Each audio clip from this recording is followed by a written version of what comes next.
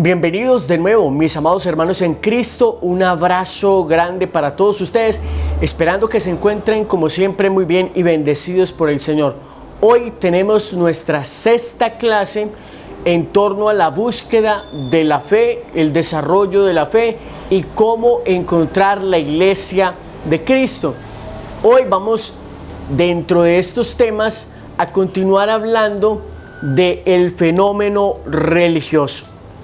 Amado Jesús, hoy queremos entregarte nuestra vida, entregarte nuestro corazón, pedirte humildemente que establezcas tu reino de amor en nuestro corazón, pero que también nos des sabiduría para aprender a vivir en amor y en humildad y en entrega total a ti, a través de la iglesia que tú has fundado y a aquellos discípulos a quienes tú enviaste a predicar, de los cuales le orabas al Padre diciendo: Padre, para que los que crean en mí por ellos, por su predicación, sean uno como tú y yo somos uno. Que tu Espíritu Santo hoy descienda sobre nosotros para que nos ayude a encontrar con amor, con humildad, esa iglesia que tú has fundado y que en ella sintamos el más profundo anhelo y deseo en nuestro corazón de vivir una vida en santidad, una vida conforme a tu corazón. Amén. Amados hermanos en Cristo, el tema de hoy, clase 6, el origen de la religión. Ni la investigación histórica ni la arqueología han encontrado el punto de partida o comienzo absoluto de la religión. Esta, como el lenguaje, aparece siempre ya constituida, sin que podamos conocer el instante de su inicio. Por eso, el tema del origen de la religión ha perdido parte de la importancia que tenía a finales del siglo XIX, cuando diversas teorías trataban de dar contestación a la pregunta. 1. Fraser decía derivar la religión de la magia, Durkheim del totemismo, Taylor del animismo, Spencer del culto a los muertos. La cuestión del origen de la religión se pierde en un pasado impenetrable y es, en definitiva, irresoluble para nosotros. Es decir, es un misterio y es un tema que no podemos resolver. No podemos encontrar el punto exacto, históricamente y humanamente hablando, de cuándo se inicia la religión, de cuándo aparece la religión en el mundo. Pero desde el desarrollo de la fe, que no tenemos nosotros el día ni la hora exacta, la fecha exacta, en que el primer ser humano sobre la faz de la tierra se hizo consciente o vino consciente a este mundo, en cuanto a la relación con Dios, con el Ser Supremo, con el Ser Divino, que, como lo hemos dicho a lo largo de este estudio y de estas clases, no se trata de un Dios con D minúscula, ni una divinidad con D minúscula, sol, luna, estrellas, una vaca, tú y yo, porque somos seres creados. Entonces, a partir de allí, nuestra reflexión siempre estará guiada en torno a Dios Supremo, un ser increado, un ser que existe por sí mismo desde siempre y por siempre. Pero no hay que confundir este aspecto histórico con la pregunta filosófica del porqué de la religión. Este tema es importante no olvidar. El mayor logro de la antropología del siglo XX, al establecer una clara distinción entre el hombre como organismo biológico y el hombre como creador y portador de cultura, por tanto, también de religión.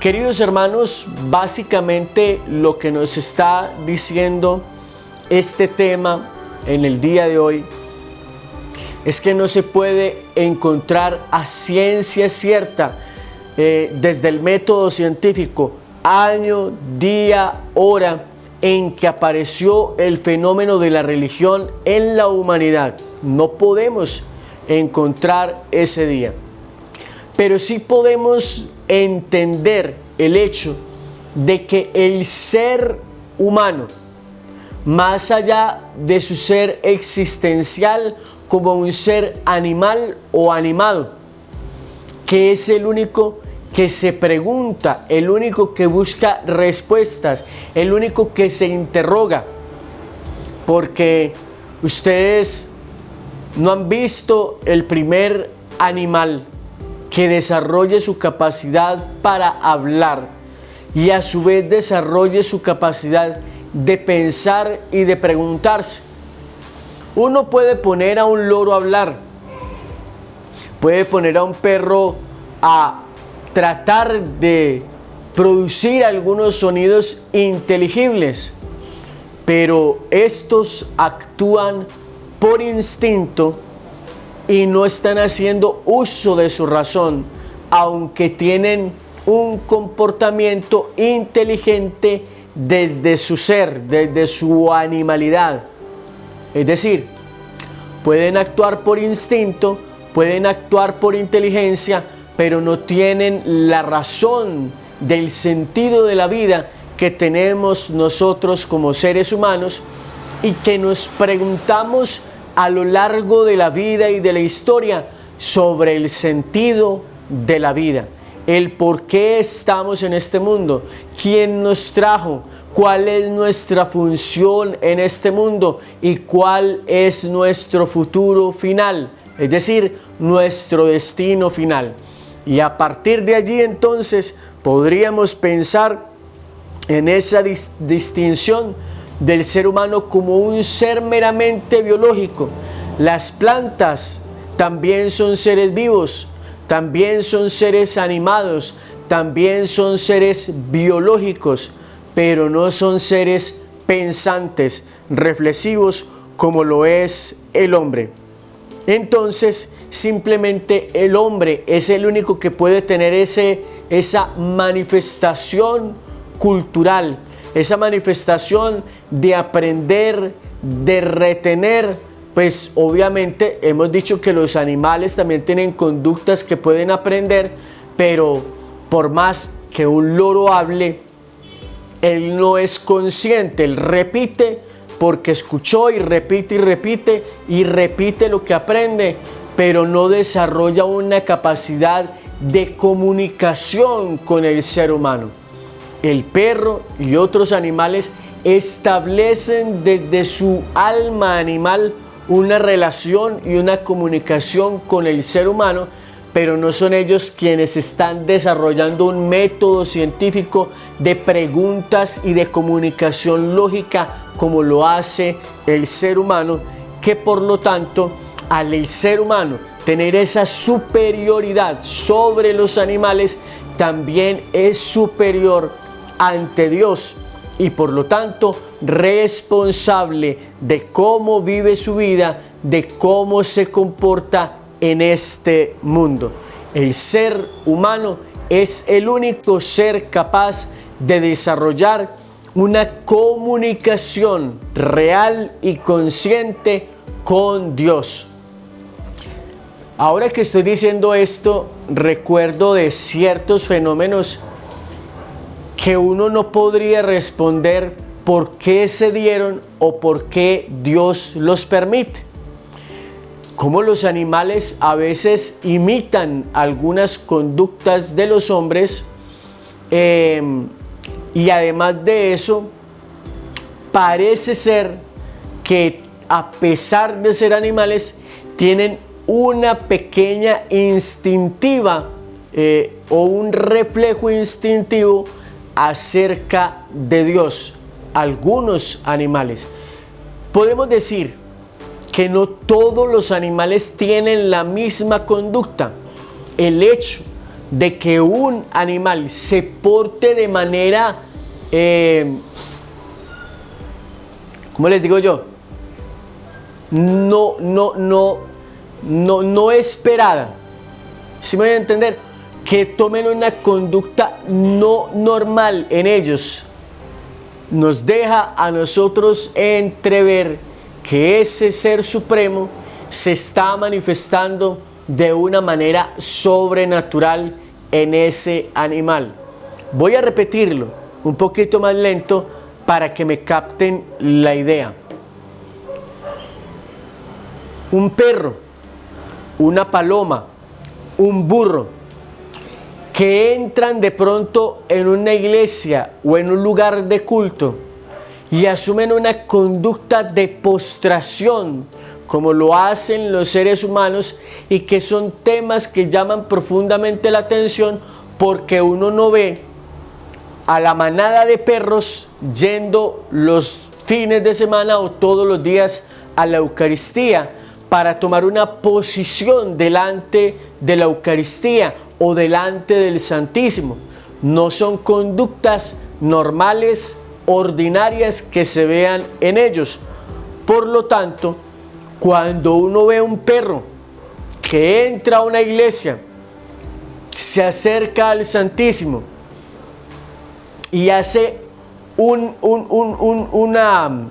toma una actitud como si estuviera asumiendo una conducta piadosa de postrarse delante de Jesús, o por ejemplo en el contexto de cierto conflicto bélico en Oriente, donde se ve una fotografía o un video que ha llamado profundamente la atención de una paloma con su cabecita en el piso, imitando la conducta de quienes estaban orando en ese lugar. O por ejemplo la historia de aquel burro que se postra ante la Eucaristía cuando lo han puesto a aguantar hambre por muchísimo tiempo, y simplemente le presentan al Santísimo y un fajo, un atado de paja.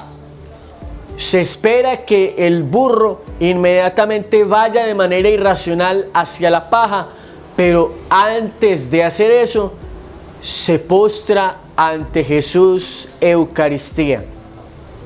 No es conducta de todos los animales, de todos los burros, de todos los caballos, de todos los perros, de todas las vacas, de todas las palomas. No es una conducta normal en ellos.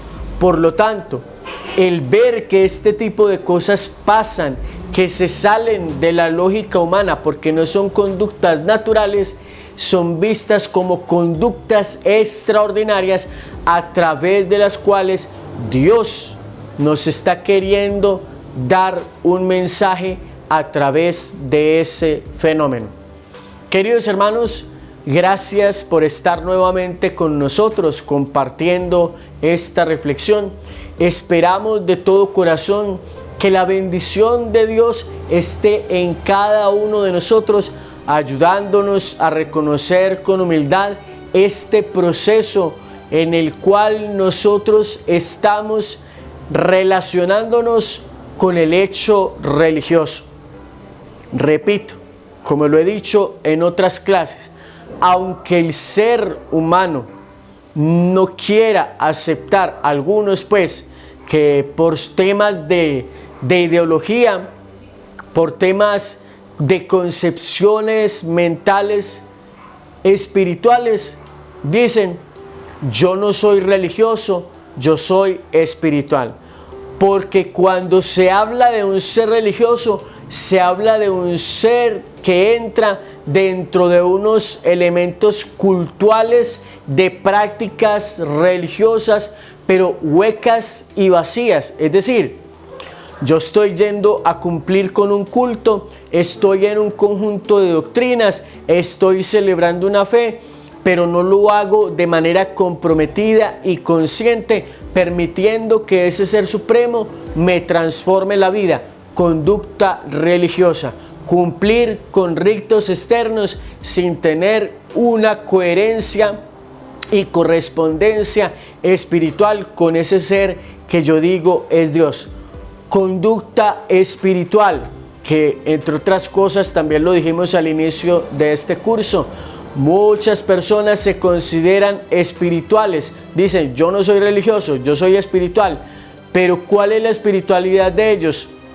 Tomar yagé. ¿Cuál es la espiritualidad de ellos? Practicar yoga. De alguna manera estamos diciendo que el término de espiritualidad también se está popularizando tanto que hoy en día cualquier cosa se convierte en una manifestación espiritual. Y en realidad la espiritualidad, el ser que es espiritual, vive una relación consciente y coherente con Dios. O sea, si yo soy un ser espiritual, me alejo cada vez más de la conducta humana que es contraria al corazón de Dios y me desapego cada vez más de las cosas que son de este mundo para tener una mayor comunión de amor, de fe y de corresponsabilidad con ese Dios en el cual yo digo creer. Que el Espíritu Santo nos conceda nuevamente humildad para continuar en este proceso, en este camino, en estas clases de formación que nos ayudan a nosotros a encontrar esa relación que Dios Todopoderoso quiere tener con el ser humano, cómo ese Dios ha venido a manifestarse al mundo, ha elegido a unos discípulos, les ha enviado a predicar y les ha dado poder y autoridad para evangelizar, y dónde podemos encontrar esa iglesia hoy en este siglo XX. Queridos hermanos, que la gracia y la paz de nuestro Señor Jesucristo esté con cada uno de nosotros. Bueno, ya me metí la duda si es siglo XX o XXI, pero en realidad para Dios un día es como 1000 años como un día. Dios no entra en nuestras categorías espaciotemporales, pero bueno, digamos que siglo XXI para no complicar el asunto. Y les doy gracias por estar en este curso, asumiendo este proceso de formación con este servidor. Les invito para que compartan este video con sus seres queridos a través de sus redes sociales, WhatsApp, e inviten a muchísimos hermanos para que se suscriban a este canal, siempre activando la campana de notificaciones para que reciban alertas cada vez que subamos nuevo contenido a nuestro canal. Por tu atención, muchas gracias. Dios te bendiga.